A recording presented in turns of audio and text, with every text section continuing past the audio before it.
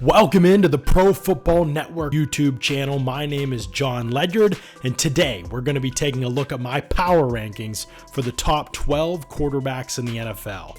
Let's get to it. Before we get into the content of today's video, make sure to hit that like button on this video, subscribe to the channel, and click the bell to get notified for when new content drops. A ton more content is coming your way here, and you're not going to want to miss it. All right, let's jump into these quarterbacks across the NFL. Just the top 12 today. We'll start at 12 and work our way down to 1.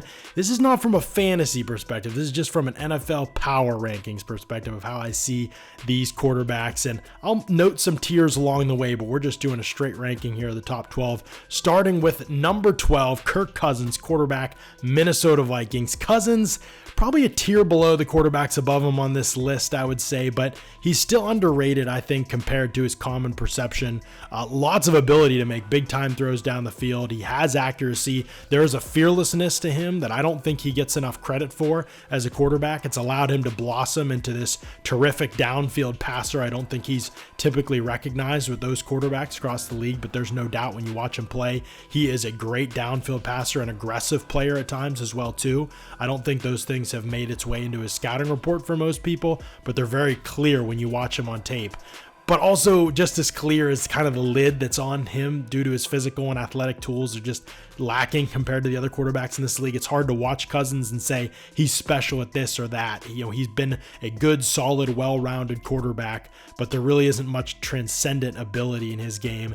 And he's also come up short in a lot of big moments. I think the cast around him has contributed to those struggles over the years too, but it is something that I look for in evaluating these quarterbacks is how they've played in some of these big moments over the years, especially guys that have had careers, longer careers like Cousins has. At number 11, we have Matt Stafford, quarterback, Los Angeles Rams. Now, there's going to be some people that say this is way too high for Matt Stafford. He was horrible last year when he played, and he barely even played, and there's other people that say he just won the Super Bowl, and last year he was banged up, and he had the worst offensive line in the league. His protection was a joke, and there's no doubt about that. He had some of the worst protection in the NFL last year. He's probably the hardest quarterback to rank at this point in his career. There were rumors he was going to retire. If he plays, again, what kind of quarterback is he going to be? What's his health right now? Is his arm kind of shot? Will his decision-making continue to trend downward, or is he the special passer who won a Super Bowl 2 years ago? I mean, there are a lot of different ways that you can perceive Stafford coming into the season.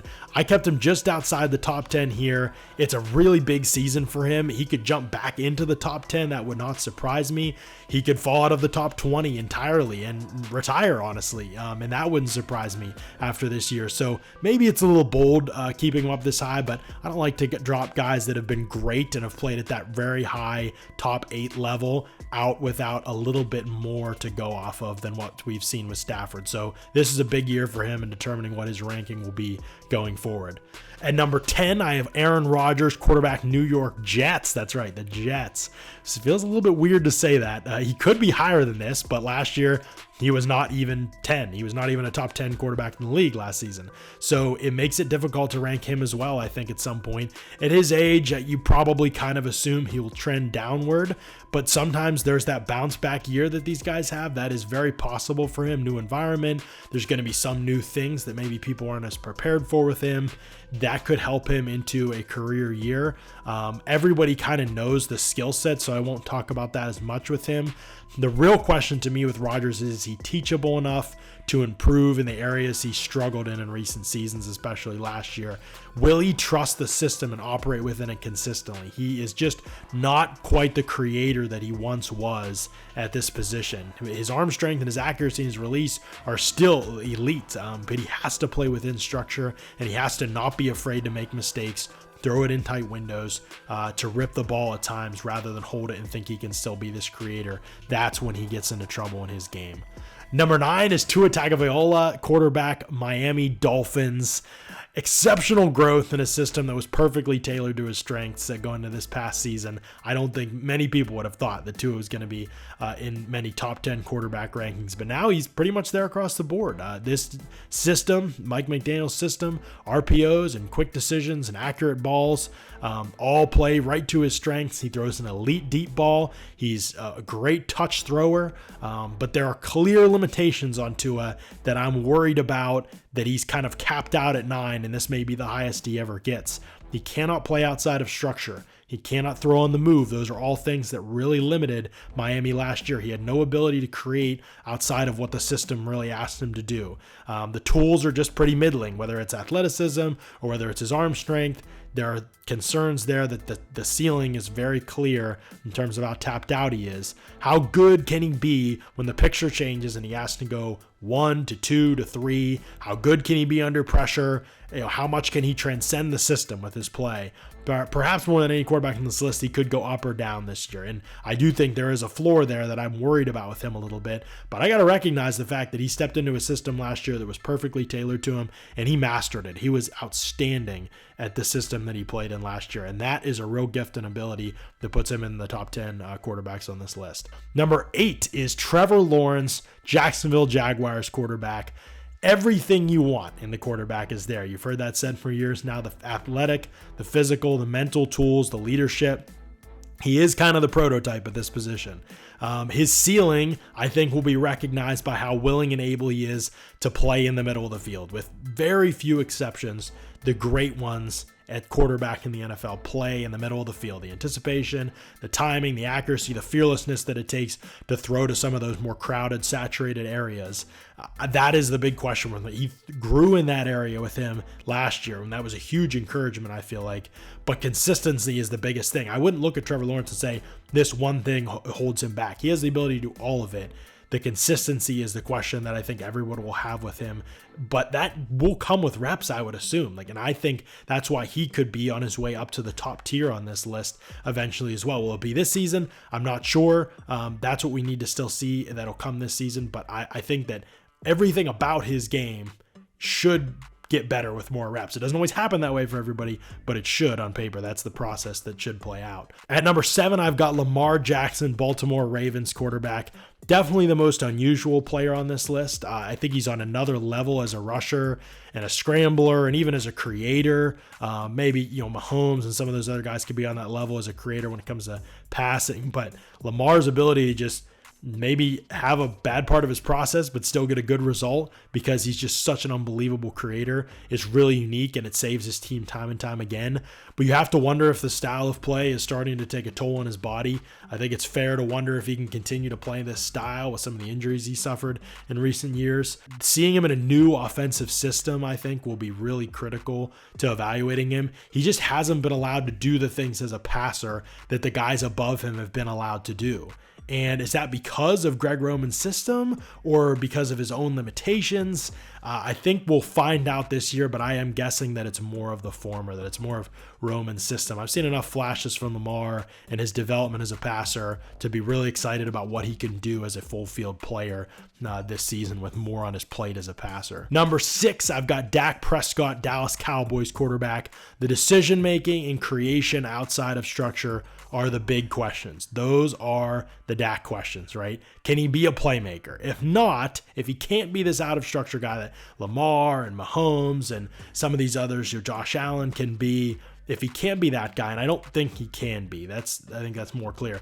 So the bigger question to me is, can he reach a higher level as a decision maker? Because at his best, he's not that far off of a Joe Burrow type of quarterback in his best games, but that questionable decision making and the mistakes that he makes in games kind of hold him back from that ceiling. Just the lack of consistency from him compared to somebody like Burrow keeps him from being in this top tier of quarterbacks. He's not the creator Burrow is outside of structure either, which is a little bit concerning just in terms of the ceiling. I don't know if he'll ever be higher than this, but he probably shouldn't be much lower than 10 during his prime either, because Dak Prescott's good stuff, especially that deep ball, is really, really good. And this cast around him is going to be even better this year. So he could be looking at a career year in Dallas. Number 5, I've got Jalen Hurts, quarterback, Philadelphia Eagles. Just unbelievable improvement year after year after year after year, going back to college, become a gorgeous deep ball thrower,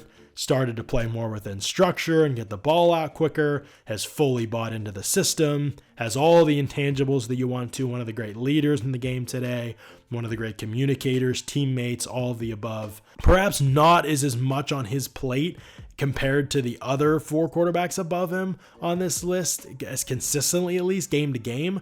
but he's elite at what the Eagles ask him to do. And when he had to be the guy and make things happen, he had the game of his life in the Super Bowl. I really feel like the best might still be yet to come with Jalen Hurts, which for a guy who has improved for like 6-7 straight years, every year in marked fashion, is really, really incredible. And he's unbelievable as a rusher too. He's one of the best rushing quarterbacks in the league, which is a huge part of this as well. So I feel so good about him at being at least 5, and you could make an argument, I think, for him even being 4. I just think for him, there were those questions, right, just a year ago. Is he even a starting quarterback in the NFL? And then he took that leap this past year. I'd like to see a couple years at that level, at least another year at that level, before I fully buy into him, but I'm putting him 5. I still think that shows a lot of respect to where Jalen Hurts has gotten to as a quarterback. Heights I never could have imagined when he was drafted. At number 4, I've got Justin Herbert's Los Angeles Chargers quarterback. Unreal release time and speed with insane velocity. I don't think anybody in the league drives the ball to tight windows better than Herbert does. The torque and the flexibility to throw while moving and stepping up and from different arm slots. I always am just so impressed with his feel in the pocket, his movement with his eyes still downfield, a great sense of where rushers are around him. A little bit overconfident maybe at times to hold the ball a little too long and just trust that pocket movement and trust that feel to be able to get it out on time. But he also worst group and offensive system than any other quarterback in the top 5 throughout his career. I mean, it's not to say that it's been terrible, but there's no question that Jalen Hurts and the 3 guys above Herbert have had better situations than Justin Herbert has had throughout his career. But yet he's been consistently great as the Chargers quarterback. And so that makes me think there is a higher ceiling there, that if this is the season, Kellen Moore and they drafted Quentin Johnson and some of those weapons, if they can tap into it, Herbert could potentially push to be in that conversation, maybe not with Mahomes at the very top or Burrow at the very top, but some of these other guys and certainly that are above him and perhaps even at the very top. He has those tools. There's nothing about his skill set that's going to keep him from pushing to be the top quarterback in the NFL at some point in his career. Biggest question with him is just the overall consistency. He's more consistent than Lawrence, in some ways similar to Lawrence, but I think he's more consistent than Lawrence. There's no major issues in his game, which is huge. I think it's just the little consistencies in his game that have to be better because there's no fatal flaw. It's just a matter of ironing out the good things and making them great at this point for Justin Herbert. At number 3, I have Josh Allen, Buffalo Bills quarterback. I think he's on the level with anyone out there as a creator. Unreal vertical passer, and he is an elite runner and scrambler. That is the thing. He and Lamar kind of have that where, Hurts is a great runner. I wouldn't say he's a great scrambler. I would say that Josh Allen and Lamar Jackson are great runners and great scramblers. So there's the improvisational ability and also the design run ability for both of them that makes them pretty special.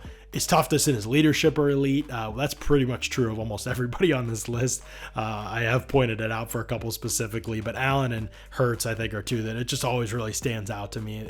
Just the way they carry themselves and the way their teammates and their cities talk about them. I think the concerns with Allen are decision making still, which is probably just always, maybe it's not. Maybe it's not always going to be there. I shouldn't say that, but it has followed him most of his career to this point. And his tempo in the pocket sometimes, I think he has to play faster at times. Some of that is the system this past year especially. There's a lot of vertical balls, a lot of hanging in there and making high degree difficulty throws, which is good for him, but you have to find the happy balance, and maybe they will find that this season. I think that, and just some things is a consistency too. I think the top 2 quarterbacks on this list, it's the consistency that really separates. I mean, that's almost always the case when you get into the top 5 or 6. On any given day, Lamar Jackson could be better than Josh Allen, who's up at number 3, any given season, even any given week or month, and all those things are possible, but it's the consistency, I think, that makes those tiers of separation. And that's why in my top tier of quarterbacks, I would actually have 2 players. At number 2 on my rankings list, I would have Joe Burrow, Cincinnati Bengals quarterback. The quick release, the mental processing speed, the accuracy to all levels. He has really just mastered the quarterback position. For everything that he has for his physical abilities being, above average but not special maybe in terms of his arm talent, the fact that he has just showed an unbelievable ability to master everything a defense has thrown at them, whether it's from his improvements against split safety looks this past season, against pressure looks this past season, it feels like he has just taken upon himself to maximize every aspect of what God has given him to play this position. And then you compare that to a Dak Prescott who is getting there and has been close to there at times, I think, in his career. The consistency with Burrow is just what sets him apart to me. Like, there's just hardly ever a bad game or a bad moment with this guy, in the decision making, really, really at a high level. Like I said, the arm is the only thing you'd maybe knock, but how often do you even notice it in a game? Because he's just so good at playing with anticipation and being one step ahead that you rarely notice the fact that he doesn't have this this cannon that Allen and Herbert and Mahomes and some of these other guys have at the position. So he is, to me, in the conversation for a number one quarterback in the NFL. But the number one quarterback in the NFL, without a doubt to me right now, is Patrick Mahomes, Kansas City Chiefs quarterback, because I don't know that anybody is better outside of structure in the league. In fact, nobody is.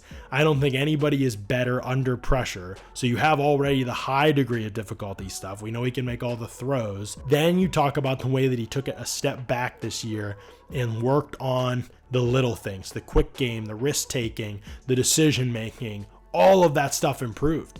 He was not this run around, make all these crazy throws and live and die by every pass guy this season. He was tempoed. He was aggressive when he needed to be, smart when he needed to be. He managed games extremely well, situations. The Chiefs changed things without Tyreek Hill, and he mastered it immediately. So, guy who can master multiple systems, can play different styles, can be all within structure, everything a team needs him to be, and then can also be everything a team needs him to be outside of structure as well. It is stunning what Patrick Mahomes has become in such a short time in the NFL, on track to be perhaps the only one who could usurp Tom Brady as the greatest quarterback of all time in NFL history. We will see if he gets there, but he is definitely my number one quarterback in the NFL heading into the 2023 NFL season. Thank you for tuning in. Who would you rank as your top 5 quarterbacks in the NFL? Let me know in the comments below. And when you're there, hit the like button, subscribe to the channel, and click the bell to get notified when new content drops.